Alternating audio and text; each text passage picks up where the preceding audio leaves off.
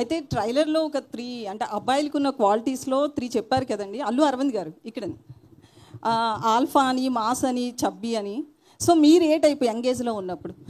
నేను పరమ పొరంబోకు.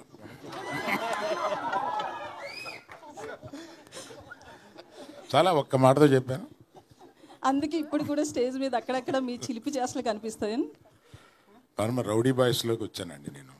అలా పెరిగి వచ్చి ఆ తర్వాత అది కరెక్ట్ కాదేమో అనుకుని ఇక్కడ సెటిల్ అయ్యి పెద్ద మనిషి అయ్యి ఇప్పుడు పెద్ద మనిషి వేషాలు వేస్తున్నాను అంతే. అరవింద్ గారు సార్, ఒక సీనియర్ ప్రొడ్యూసర్ మీరు, అలాగే డిస్ట్రిబ్యూషన్లో కూడా ఒకప్పుడు యాక్టివ్, ఇప్పుడు కొంచెం తగ్గిన డిస్ట్రిబ్యూషన్లో మీకున్న ఎక్స్పీరియన్స్ గురించి చెప్పక్కల ఎగ్జిబిటర్గా కూడా ఉన్నారు. ఇండస్ట్రీలో ఏం జరుగుతుంది సార్? చాలామంది ఏదో ఇప్పుడు ఒక ప్యానిక్గా ఆల్ ఆఫ్ సడన్ సినిమాలు ఆడట్లేదు, కొంచెం హ్యాపెనింగ్ హీరోస్ కూడా జనాల ఓపెనింగ్ రావట్లేదు, ఏం చేయాలి ఎలా చేయాలని చెప్పి చాలా తర్జన పడుతున్నారు. ఏం జరుగుతుంది సార్ ఇండస్ట్రీలో? ఇది చాలా పెద్ద టాపిక్ అండి మీరు అడిగింది.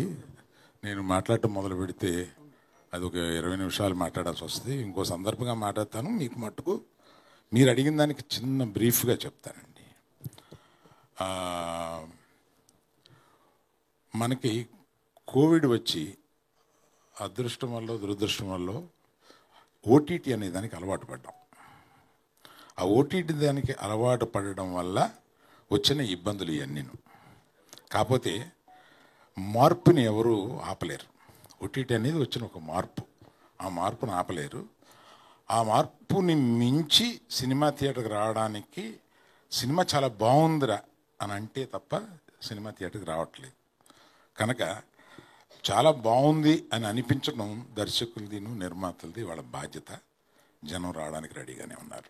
Thank you sir. కొంతమంది ప్రొడ్యూసర్లు ఏంటంటే సినిమాలు, చిన్న సినిమాలు కానీ మీడియం సినిమాలు కానీ చాలా రిస్క్, మేము ఆ సెగ్మెంట్లో తగ్గించేస్తామని కొంతమంది అంటున్నారు. ఇంకొంతమంది ఏమో థియేటర్లో మూసుకుపోతున్నాయి, షోస్ వెళ్ళట్లేదు, కొన్ని థియేటర్లో ఫంక్షన్ హాల్స్ అయిపోతాయని కొంతమంది అంటున్నారు.